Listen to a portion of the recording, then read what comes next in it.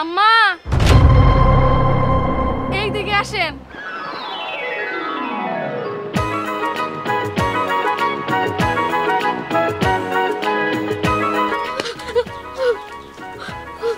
সালাম আলাইকুম। ওয়ালাইকুম সালাম। কেমন আছেন আম্মা? আমি ভালো আছি। তুমি আইছো, আমার কথা তোমার মনে আছে? তুমি এতদিন পরে শাশুড়ির কথা মনে পড়লো। মাগো, তোমার কথা মনে পড়ে প্রত্যেকটা রাত আমার অন্তরটা কান্দে।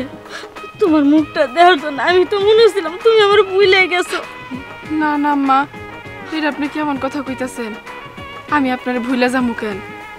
আপনার মতো শাশুড়ি কয়জনের আছে কোন? জানি এখন তো আর আমি আপনার বাড়ির বউ না, আমি আরেকজনের বউ। যাই হোক না হোক, আপনি তো আমার মা, আপনি তো আমার মাই রয়ে গেছেন। আমি আমার মারে কেমনে করে ভুলে যাই কত? ও বলবো আপনার কথা? হ্যাঁ, কেমনে বলবো?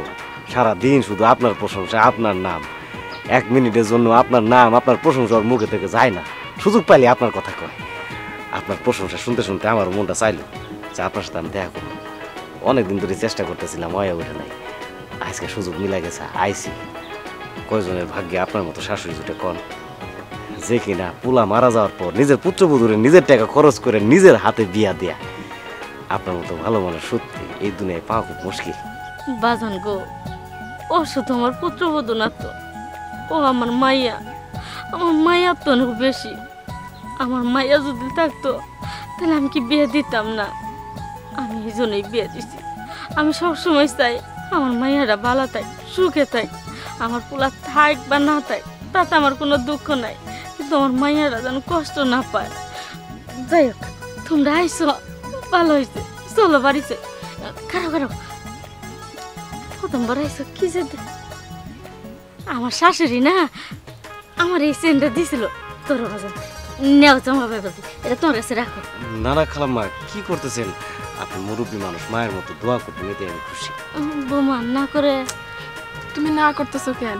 আমার ভালোবাসা তোমার একটা জিনিস দিতেছে না, নাহলে তো মন খারাপ করবো। নেও। আচ্ছা ঠিক আছে। চল মা, বাড়ি চল। দাদি ভূত মা,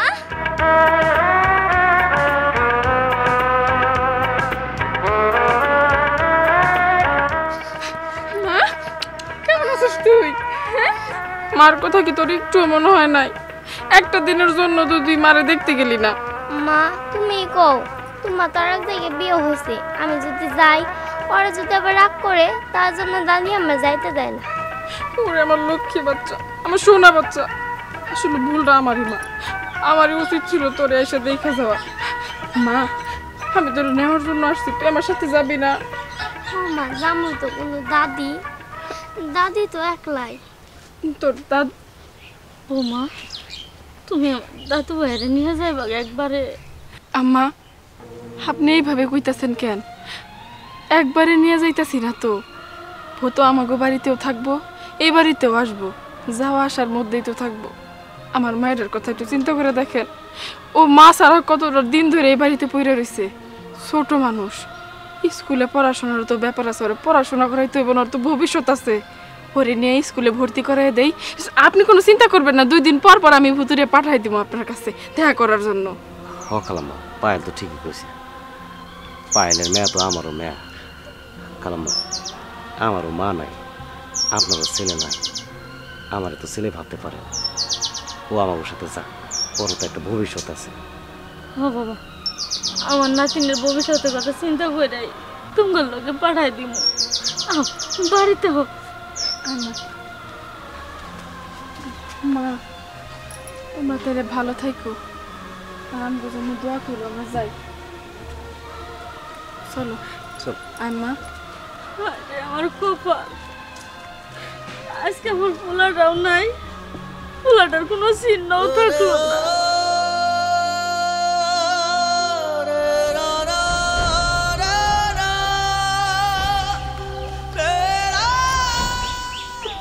যা এইখানে দাঁড়া। আম্মা আপনি কান্নাকাটি কইরেন না। আপনার পোলার সব চিহ্ন এ বাড়ি থেকে আমি নিতাছি না। ভুতুরে আমি এইখানে রেখা যাবো, প্রয়োজন পড়লে এখানে কোনো স্কুলে ভর্তি করাই দিব। আমি একটা জিনিস খুব ভালো মতোই বুঝতে পারতাছি, আমি যদি এখন ভুতুরে এখান থেকে নিয়ে যাই, আপনি স্ট্রোক করে মইরাও যাইতে পারেন। কারণ আপনি ভুতুরে যে ভালোবাসেন সেটা তো আমি জানি। আসলে ওর পড়াশোনার কথা চিন্তা করে আমি নিয়ে যেতে চাইছিলাম, কিন্তু সমস্যা নাই, আমি আপনারে কষ্ট দিয়ে আমার মায়ের এখান থেকে নিয়ে যাবো না। আমার মাইয়া আপনার অনেক মনে করব, আপনারা দুজনে এখানেই থাকেন, কোনো সমস্যা হইব না। আমি ভুতুরে নিতাছি না। মা গো, কিছু যদি মনে না করো, একটা কথা কই। আমার তো এই কুল আর কেউ নাই, আমার এই নাতনিটা ছাড়া। আর শুনছি জামাই বাবাজিরও বাপ মাও কেউ নাই। তাই কইছিলাম কি, জামাই বাবাজি আর তুমি এই বাড়িতে যদি থাকতা, জামাই বাবাজি আমার কুল হয়ে থাকতো, আমি খুব খুশি হইতাম। আমার আমরা এখন থেকে এখানে থাকি ছেলে হয়ে।